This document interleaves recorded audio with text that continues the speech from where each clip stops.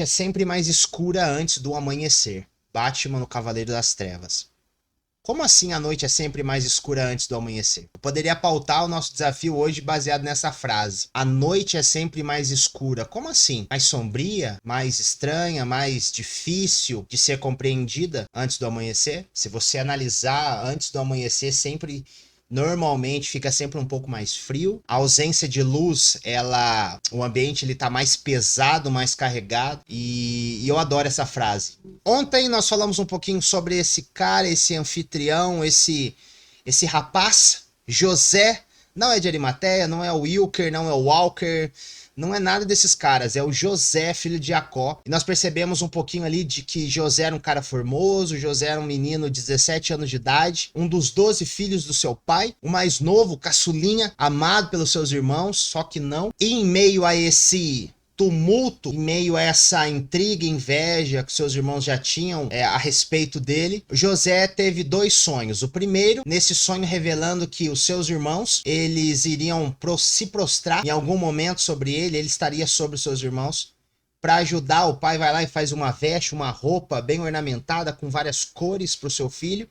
E nessa brincadeira, os seus irmãos acabam ficando mais cabreiros com ele. Afinal de contas, a dor de cotovelo estava batendo forte neles. E no segundo sonho, não somente os seus irmãos estavam se prostrando, estavam prestando uma certa reverência a José, mas também o seu pai com a sua mãe estaria também prestando reverência a ele. Só que de uma forma diferente, o seu pai em nenhum momento ele acabou rejeitando, em nenhum momento acabou ficando furioso com o seu filho, pelo contrário, ele guardou tudo aquilo de forma bem calma dentro do seu coração. E falou, se for pra ser que seja, se não for tá tudo bem também, eu não vou espernear. Devo ter imaginado mais ou menos isso.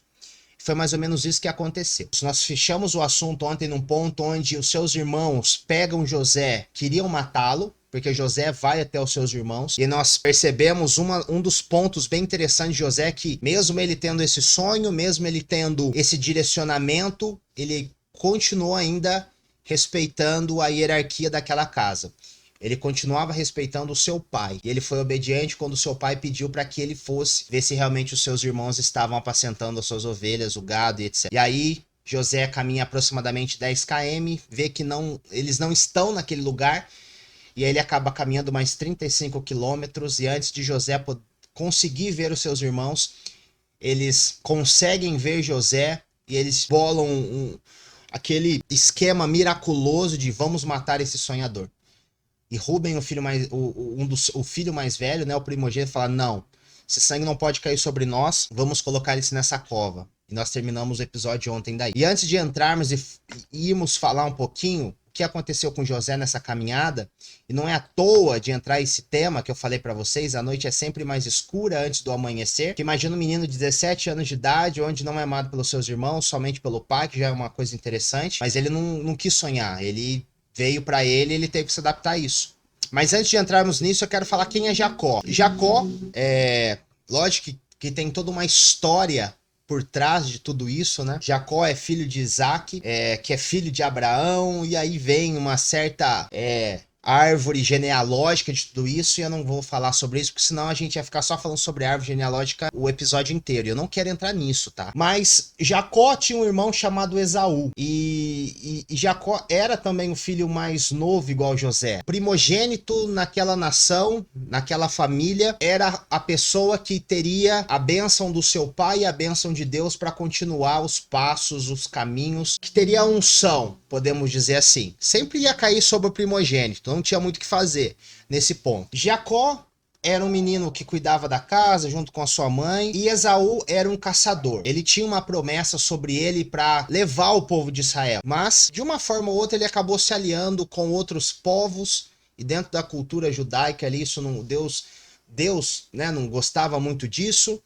Tinha esse lance, mas eu não vou entrar nesse ponto. E aí, num certo dia, Esaú volta de uma caçada, porque ele era flecheiro, e ele volta de uma caçada muito cansado. E nessa brincadeira, Jacó estava preparando ali um prato de lentilha, uma comidinha, um negocinho bem gostoso. Eu imagino o cheiro naquela casa, né? Aquele negócio legal. E nisso, Esaú falou, me dá aí esse prato aí que eu tô morrendo de fome, eu acho que eu vou morrer se eu não comer. Olha o drama desse rapaz. Jacó, muito oportuno, vira pra ele e fala assim: não, não vou dar, isso aqui é meu, não é pra você. É aquela briguinha de irmão, né? Aquele negócio. Não, não vou, mas daí, pô, eu vou morrer. Como assim? Se você não me der, eu vou morrer. E aí Jacó joga em cima dele o seguinte: se você me vender o direito de primogenitura, passar pra mim por direito, eu pego e dou esse prato de lentilha pra você. Esaú tava tão despreocupado com o que representava a primogenitura pra ele, que ele trocou a primogenitura dele por um prato de lentilha, por um prato de comida. O tempo se passou, as coisas se encaminharam e o seu pai Isaac foi ficando velho. Ele foi envelhecendo nesse processo. Afinal de contas, é assim, a vida é desse jeito. Nós vamos passando por etapas, vamos somando aí. Tem horas que nós estamos cheios de energia, em outros momentos não estamos tanto distribuindo tanta energia assim, né? No ambiente. E aí, Jacó poderia tomar a iniciativa que seria a forma correta de resolver um problema. Pai, no dia tal aconteceu isso, e Esaú não tem mais o direito de primogenitura. Chamaria 2 testemunhas, mais Esaú, mais Jacó, mais o pai, mais a mãe, e resolveria isso da forma legal, sem problema. Porém, o pai, o Isaac, vira para Esaú e fala o seguinte: vai caçar e traz a caça sua, prepara um jantar bem gostoso para nós, que eu vou te abençoar, porque eu tô cego e eu sei que os meus dias eles estão acabando. Então eu vou abençoar você. E na cultura ali dizia que praticamente 70%, 75% de toda a herança do pai iria para o primogênito e o restante ficava pro filho mais novo, o caçula. Então o primogênito levava uma parte muito grande, não somente o dinheiro, perdão aí pelo microfone que ele deu uma queda aqui, não somente pela questão do dinheiro, mas pela questão do que representava o primogênito, o primeiro filho e tudo mais. Não, ele não fez isso. O que aconteceu? Ele junto com a sua mãe bolaram um esquema onde Jacó pega as roupas de seu irmão, veste elas porque tinha um cheiro de Esaú. Só que Esaú era um cara peludo, tinha pelo, né? Era grande. E aí eles montaram uma série de situações para que realmente Jacó pudesse receber a bênção de seu pai. E aconteceu dessa forma, para resumir a história. Jacó foi abençoado. Isaac, por alguns momentos, duvidou porque foi muito rápido a caça, não tinha o tamanho, a voz não batia, porém o cheiro, o pelo, essas coisas acabou batendo. E Jacó acabou recebendo a bênção de seu pai Isaac. E quando Esaú chegou, não tinha mais nada para Esaú, não tinha mais o que Isaac fazer para Esaú, e nisso criou uma contenda, e Jacó precisou sair da casa de seu pai de forma rápida, ligeira, como um foragido, porque Esaú queria matá-lo. Bem isso, Esaú queria matá-lo. Bom, e aí gerou uma situação super complicada nessa casa. Então José conhecia essa história. José sabia o que tinha acontecido com o seu pai, porque afinal de contas, Jacó, quando foi morar com seu tio, o irmão da sua mãe, Labão, Deus estava com ele. Ele era um cara próspero igual a José. Mesmo saindo fugido de uma contenda, de uma briga, de algo errado que aconteceu em todo o processo, mas as coisas davam certo para Jacó. Mesmo sendo foragido, mesmo viajando no que deveria fazer da forma correta. Esse que é o problema. E aí ele trabalha 7 anos porque ele bateu os olhos e queria a Raquel, que era uma das filhas de Labão. Só que o que aconteceu nessa brincadeira? O que aconteceu nesse processo? Jacó trabalha 7 anos pela Raquel e na noite de núpcias, eu acho que ele deve ter tomado umas marvadas, né? Ficou meio alcoolizado. E aí o seu pai entrega a Lia, a filha mais velha, que tinha toda uma tradição atrás disso também. E nessa brincadeira, quando Jacó acorda, ele vê que não era a mulher que ele amava, não é a que ele queria. E acabou ficando com a Lia. E teve que trabalhar mais 7 anos para poder ter a sua esposa Raquel. E a Raquel não conseguia engravidar. Então todos os filhos de Jacó não eram da sua esposa Raquel, que ele tanto amava. Somente José era. Por isso a intriga dos seus irmãos. Por isso a loucura, o que bateu, tudo isso que acabou acontecendo. A história de Jacó é uma história bem complicada, é uma história bem doida. Depois as coisas elas vão se encaixar. Tá bom? As coisas vão acabar se encaixando por aí, mas são coisas conturbadas que acontecem na vida de Jacó e que de uma forma direta, através da perseguição, de sair foragido, vai respingar na vida de José. E aí imagina a cabeça de José quando tá dentro daquela cova e não consegue entender por que os seus irmãos estavam fazendo aquilo. Foi como nós paramos o episódio de ontem. E seus irmãos o vende. Estava vendendo para uma caravana que estava passando por ali e queria pro Egito. Vendeu por 20 ciclos de prata, eu nem sei fazer essa conta aqui. Ele foi vendido por isso. por 20 ciclos de prata. Imagina a cabeça desse menino com 17 anos de idade indo pro Egito. E quando ele chega no Egito, uma coisa bem interessante acontece que, mesmo eu sei que a falta de esperança batendo, eu sei que a postura que ele tinha, ele não fez nada por merecer aquilo. Seus irmãos que fizeram, que culpa ele tinha de ser amado pelo pai? Ele não tinha mal algum nisso, entendeu? Ele não tinha, não tem nada aí. E aí ele foi vendido. E aí eu quero fazer um parênteses pra vocês aqui, o primeiro da noite. Teremos muito aqui nessa noite hoje. Às vezes, coisas acontecem com a gente que a gente não consegue analisar de uma forma assim racional. De parar pra pensar de que por que isso tá acontecendo comigo? Como isso é possível? A gente não consegue ter essa base. Tem certas coisas que vão acontecer na nossa vida que vai acontecer porque tem que acontecer e a gente não vai conseguir gerenciar. Eu falei isso ontem. E foi o que aconteceu com o José. Ele foi vendido, pô. Longe do seu pai, longe da sua mãe, longe dos seus irmãos, mesmo que não eram bons irmãos, mas ele estava longe da sua casa, longe da sua nação, longe da sua cultura, indo para uma terra que nunca tinha visitado aquele momento.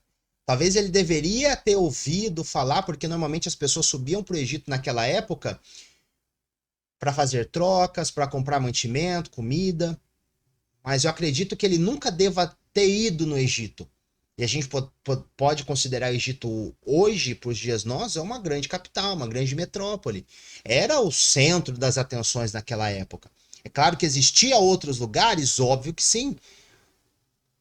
Mas imagina a cabeça desse menino indo para esse lugar, indo para esse lugar. Então adiantava chorar, reclamar, espernear, ficar gritando, ficar apontando o erro. Ah, mas a culpa é dos meus irmãos. Ah, mas por que eu fui sonhar? Por que isso foi acontecer comigo? Poderia estar acontecendo isso? Claro que sim. Mas ele não teve essa postura em nenhum momento. Em nenhum momento José foi lá e questionou por que isso está acontecendo comigo. Jamais. Ele sabia que o que estava rolando era injusto, que não era legal. Mas ele sabia que, de uma forma direta ou indireta, que talvez isso teria que acontecer para que as coisas fluíssem. Como ele não viu o plano todo aberto para ele, numa cartilha, numa panorâmica, ele deixou a vida levar e falou, meu, vamos meter a cara aqui. E quando ele chega no Egito, Potifar, que era, podemos colocar como aqui, o Potifar era, sei lá, era um oficial de Faraó, e Faraó era o picão da galáxia. Faraó era o cara. Então ele era alguma coisa de Faraó, ele era um oficial, então ele tinha riquezas, uma boa casa, tinha condições legais, tinha funções, talvez tinha empregados que trabalhavam para ele. E quando José chega no Egito, Potifar bate o olho e fala: ah, esse cara aí é interessante, menino formoso, eu sei que ele é hebreu. Em hebreu não se pode confiar muito, porque os caras são meio sanguinários, matam os outros, entendeu? Mas ele é boa pinta. Pô, é um escravo. Na cabeça de Potifar dos ismaelitas, José era um escravo, ele foi vendido como um escravo. Porém, o mais interessante que eu queria que você pegasse, talvez nessa noite, talvez seja um dos principais pontos aqui, é que, mesmo José sendo taxado de escravo, longe da nação, longe do pai, longe dos irmãos, as suas crenças sendo colocadas em xeque, o seu sonho sendo colocado em xeque, o seu futuro sendo colocado em xeque, ele, em nenhum momento ele se via como um escravo. Em nenhum momento ele se colocava abaixo do que ele sabia o que ele era. Ele poderia sim estar acorrentado, estar frustrado, mas em nenhum momento a alma dele era completamente livre. Ele sabia de onde ele veio, o que ele teria que fazer de uma forma direta ou indireta para poder chegar lá. E às vezes a gente tem essa noção do que a gente precisa fazer, e às vezes a gente vai perceber que precisa fazer um pouco mais para poder chegar lá. Porque aquele primeiro impulso que nós demos só foi interessante para fazer com que a carruagem andasse um pouquinho. Porém, a gente precisa de muito mais motivação para continuar caminhando, para continuar se desenvolvendo, para continuar progredindo, para continuar rumo aos nossos sonhos. Ter o poder, ter a motivação. E a motivação ela vai vir por uma somatória de hábitos. Coisas que eu tenho que fazer aqui agora, um passinho de cada vez para poder chegar lá. Hábitos, a motivação é construída com atitudes. Não existe esse lance de que chegarei lá sem fazer alguma coisa, sem pagar o preço. Isso não vai acontecer de jeito nenhum. E José estava aquele cara vendido no momento, vendido e não sabendo o que fazer, mas mesmo assim não deixando a peteca cair. Esse ponto que eu quero martelar é, em nenhum momento ele se via como escravo. Em nenhum momento ele teve peninha dele mesmo. Em nenhum momento ele perdeu suas esperanças. Nenhum momento. O seu caráter era tão lapidado com 17 anos que ele não via, mesmo tendo tudo sendo desabado perante ele, ele não via como um retrocesso. Não vou perder as minhas esperanças, não vou perder a minha fé, vou manter calmo. O que vai me adiantar espernear? O que vai me adiantar ficar chorando, ficar se lamentando? De jeito nenhum. E aí nós começamos a ver que José começa a cuidar de tudo de Potifar. Tudo. Ele começa a cuidar das funções, ele começa a cuidar da casa, ele começa a cuidar dos bens, dos afazeres. Tudo, com o tempo, começou a passar pela mão de José, que era um escravo, que era um hebreu, que não era da mesma cultura que Potifar. Mas Potifar começou a perceber que as suas coisas começaram a prosperar, começaram a dar certo com aquela pessoa que acabou de entrar no jogo, que era José. Talvez você não está lucrando de imediato com o seu sonho.